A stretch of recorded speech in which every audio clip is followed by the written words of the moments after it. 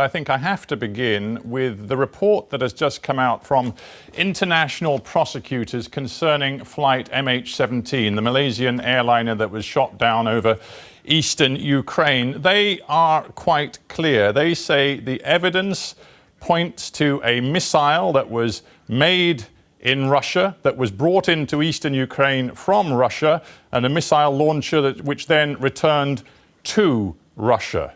Do you accept that? Well, first of all, we have to admit that this is a preliminary result. We understand from the statements that were made today that the investigation will continue till 2018, so we still have to wait until a final verdict. There are still lots of unclear things. There are still lots of contradictions, and we all have to find answer to that contradictions. From the very beginning, actually, it's important to say that we do support the idea of overwhelming and exhaustive investigation of that disaster. And from the very beginning, Russia expressed its will to be a full-time participant of that investigative team. We do regret that, unfortunately, we were refused to take part in that investigation, although indirectly we're still a part of that investigative process, because we're constantly providing information upon requests by investigative group in the Netherlands. You haven't actually answered my question, yes. though, Mr. Peskov. I just want to know whether you accept the findings that we have just seen, which say that the missile which brought down the plane came from a Buk missile launcher, which was from Russia, and which then returned to Russia. Do you accept it?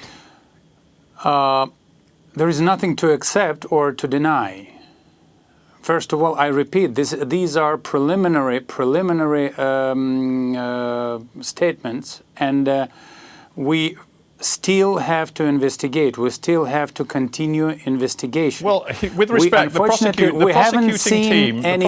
team has gathered evidence for many, many months. This happened more than 2 years ago. It has been an exhaustive investigation. They went to Moscow. They asked for help from you. Your different agencies, they say, did not fully cooperate, but they have come up with these conclusions. You can call them preliminary if you like, but are you denying the truth of what they say? Well, first of all, we cannot accept as a final truth what they say. And I bet you haven't seen any proofs of that statement. We have to be very precise. It's a very serious tragedy. And we cannot operate only statements, bold statements, without any proofs, without any details. We know that the devil is inside those details, and unfortunately, we're still missing lots of the details to be able and to find ourselves in a right to say that this was in that way and this weapon came from that part, from that direction or from this direction.